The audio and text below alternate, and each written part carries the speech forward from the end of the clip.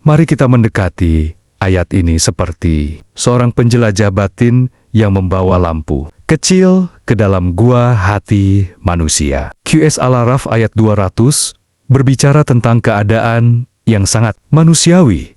Ketika godaan setan datang, manusia diperintahkan berlindung kepada Allah, karena Allah Maha Mendengar dan Maha Mengetahui. Ayatnya singkat, tetapi para sufi melihatnya seperti pintu kecil yang membuka ruang besar dalam perjalanan ma'rifat. Isyarat ma'rifat menurut Imam Junadi Al-Baghdadi. Junadi Al-Baghdadi sering menekankan bahwa jalan menuju Allah adalah kesadaran hati yang terus terjaga. Dalam pandangan tadabur kalbu, ayat ini bukan hanya tentang setan sebagai makhluk luar, ia juga menunjuk pada bisikan halus dalam jiwa. Junaid memandang ada 3 sumber gerakan dalam hati. 1. Ilham Rabbani, dorongan menuju kebaikan dari Allah. 2. Waswas syaitani, bisikan yang menyesatkan. 3. Nafsu insani, keinginan ego manusia. Ketika ayat memerintahkan berlindung kepada Allah, itu berarti hati harus kembali kepada kesadaran asalnya. Setiap kali muncul gerakan yang menggelapkan batin, dalam bahasa tasawuf, ini disebut ruju ilallah, kembali kepada Allah setiap saat. Bagi Junad, orang yang telah mencapai ma'rifat, bukan orang yang tidak pernah digoda, tetapi orang yang segera kembali kepada Allah begitu sadar ada bisikan yang menyesatkan. Tazkiyatun nafs menurut Imam Al-Ghazali. Al-Ghazali menjelaskan fenomena ini dengan gambaran yang sangat tajam. Beliau mengatakan hati manusia seperti sebuah benteng. Benteng itu selalu diserang oleh syahwat, keinginan berlebihan, amarah, kesombongan, bisikan setan. Jika penjaga benteng lalai, musuh masuk. Jika penjaga ingat kepada Allah, pintu benteng tertutup. Karena itu, ayat ini menurut Al-Ghazali adalah metode perlindungan spiritual. Istiazah, berlindung kepada Allah, bukan sekadar ucapan zu, bil, ha, tetapi keadaan batin yang sadar. Tidak ada kekuatan yang mampu menjaga hati kecuali Allah. Makna hakikat ma'rifatullah. Dalam ayat ini, dalam jalan ma'rifat, ayat ini mengajarkan rahasia yang sangat halus. Godaan bukan tanda seseorang jauh dari Allah. Justru godaan adalah bagian dari ujian kesadaran hati. Hakikatnya ada 3 tahap. 1. Datangnya bisikan. Ini sifat alami kehidupan manusia. 2. Kesadaran hati. Orang yang hidup hatinya segera merasakan ada sesuatu yang tidak beres. 3. Kembali kepada Allah dengan dizikir, istighfar, dan kesadaran batin. Disinilah ma'rifat muncul. Karena orang yang mengenal Allah tahu satu hal penting. Setan kuat hanya ketika manusia lupa kepada Allah. Isyarat sufistik yang lebih dalam. Para sufi sering memberi tafsir simbolik pada ayat ini. Setan, segala hal yang menjauhkan hati dari Allah. Bisikan, pikiran yang mengaburkan kesadaran. Berlindung kepada Allah, kembali kepada zikrullah. Jadi ayat ini seperti kompas batin. Setiap kali hati mulai gelap, kembalilah ke pusat cahaya. Mari kita masuk ke ayat ini seperti seseorang menyalakan pelita di dalam ruang hati. QS Al-Araf ayat 201 menjelaskan keadaan orang yang bertakwa. Ketika mereka disentuh oleh bisikan setan, mereka segera ingat kepada Allah. Lalu tiba-tiba mereka melihat dengan jelas. Ayat ini seperti menggambarkan satu mekanisme batin manusia. Gelap, ingat Allah, terang kembali. Pandangan tasawuf Imam Junade Al-Baghdadi. Junaid Al-Baghdadi melihat ayat ini sebagai tanda hidupnya hati orang yang arif. Menurut beliau, orang yang telah berjalan menuju ma'rifat memiliki hati yang peka. Bukan berarti ia tidak pernah disentuh bisikan, tetapi ia cepat sadar. Junade menjelaskan keadaan ini dengan istilah yakjah al-qalb, terjaganya hati. Hati yang hidup memiliki 3 tanda. 1. Cepat merasakan kesalahan batin. 2. Segera kembali mengingat Allah. 3. Kesadaran menjadi terang kembali. Ayat ini menggambarkan momen itu. Bisikan setan hanya menyentuh, tidak menguasai. Karena cahaya dizikir membuat hati segera bangun. Dalam bahasa para sufi, orang yang mengenal Allah tidak lama tinggal dalam kelalaian. Tazkiyatun nafs menurut Imam Al-Ghazali. Al-Ghazali memberi penjelasan yang sangat menarik tentang dinamika hati. Beliau mengatakan, Hati manusia memiliki dua kemungkinan keadaan. Kalbun hai, hati yang hidup. Kalbun mayit, hati yang mati. Ketika godaan datang, hati yang mati mengikuti bisikan itu. Hati yang hidup terbangun oleh dizikir. Ayat ini menggambarkan jenis kedua. Menurut Al-Ghazali, dizikir bekerja seperti cahaya yang menyingkap kegelapan pikiran. Begitu seseorang mengingat Allah, kabut keinginan memudar. Kesadaran kembali tajam. Kebenaran menjadi jelas. Itulah yang dimaksud ayat. Faidis, Hammabshir, N. Mereka menjadi melihat dengan jelas. Melihat di sini bukan dengan mata, tetapi mata hati. Makna hakikat ma'rifatullah dalam ayat ini. Dalam perjalanan mengenal Allah, ayat ini menjelaskan rahasia penting. Ma'rifat bukan keadaan tanpa gangguan, tetapi kemampuan kembali kepada Allah dengan cepat. Ada 3 proses spiritual di dalam ayat ini. 1. Sentuhan was-was, ujian bagi hati manusia. 2.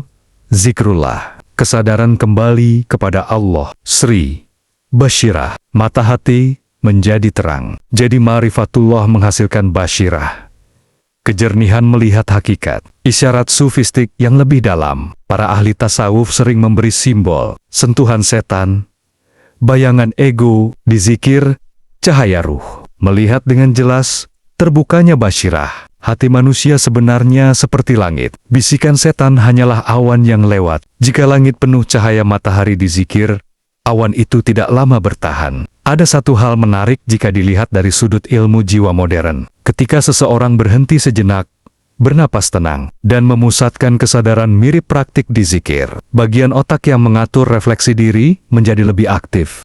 Sekarang kita tiba pada ayat yang menjadi pasangan dari ayat sebelumnya. Jika ayat 201 menggambarkan hati yang hidup, maka Qs Al-Araf ayat 202 menggambarkan kebalikannya. Makna umumnya, saudara-saudara setan menjerumuskan manusia semakin dalam ke dalam kesesatan, lalu mereka tidak berhenti. Ayat ini seperti menunjukkan 2 jenis arus batin manusia.